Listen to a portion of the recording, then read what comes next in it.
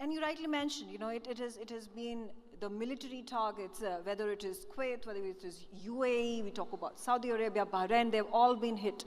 But it's not just the Gulf Arab nations that have been hit militarily by Iran. It is not just the Gulf of Hormuz, because at the end of the day, it is the entire world that has been impacted.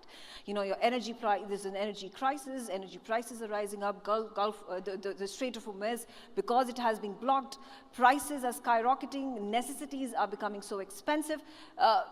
Again, the question in everybody's mind, when is it going to end? How is it going to end? Well, first of all, you have to imagine what would happen to the region and the future of the region if the Iranians would have been allowed to develop nuclear bombs and tens of thousands of ballistic missiles that would constantly threaten the region. They already took 4 Arab capitals.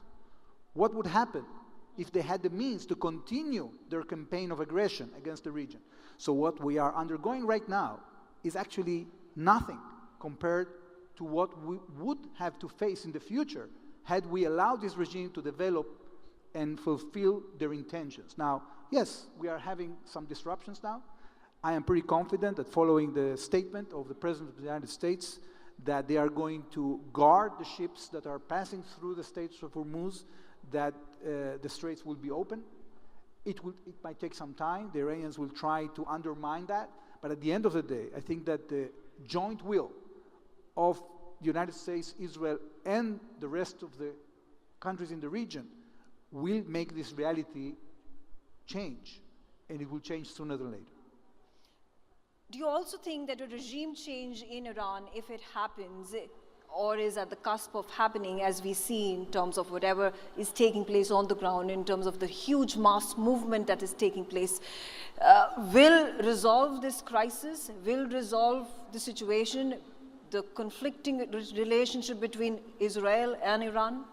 Look, there's no doubt that the interest of the Iranian people and the entire region is that this regime will go away, because what it has been destroying our region for decades now with a radical agenda, with their oppression, with their violence, with their aggression. The question is how to make it happen, because we don't have any intention, neither has the United States, I think, to invade Iran.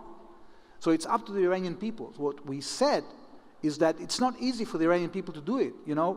People sometimes take for granted the liberty we have and us being empowered as free citizens in democratic countries to do whatever we want.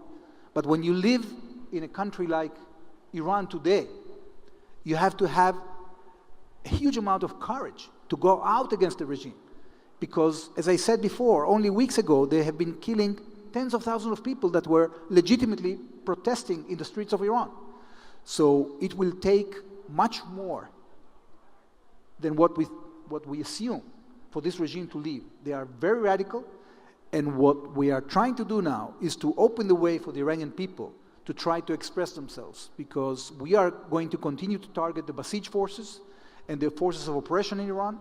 And if this regime is weakened, and if we continue through this coalition of countries that are interested in a better future to put pressure on this regime, economically, militarily, and politically, then we have a chance that the Iranian people will have their moment.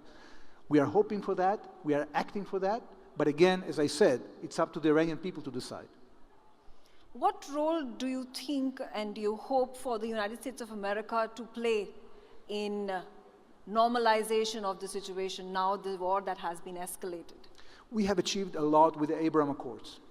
The fact that we are now having relations with so many Arab countries that are interested in peace, that are working with us, not only to prosper, but also to defend ourselves and to guard the skies of the region from the Iranian threat. We are working together with them, with the United States, and I have no doubt that if we succeed in this mission, our region will be much more stable for the future. And I'm talking here for opportunities for millions and millions of Indians that now might feel insecure in the Gulf, but they will feel much more secure if these threats are neutralized. And I think that especially since India is not only the fastest growing economy in the world today, but it also has recently signed trade agreements with all the major blocks of trade in the world. You are going to be able to actually execute your plan of trading in trillions of dollars if the Gulf is safe, if the Gulf is clean from this Iranian threat, as we have, and if we don't act, and this threat continues, the prospects for stability in our region would be much worse. And therefore, I think we have to have the resolve, we have to be resilient, as Israel's citizens are, you know.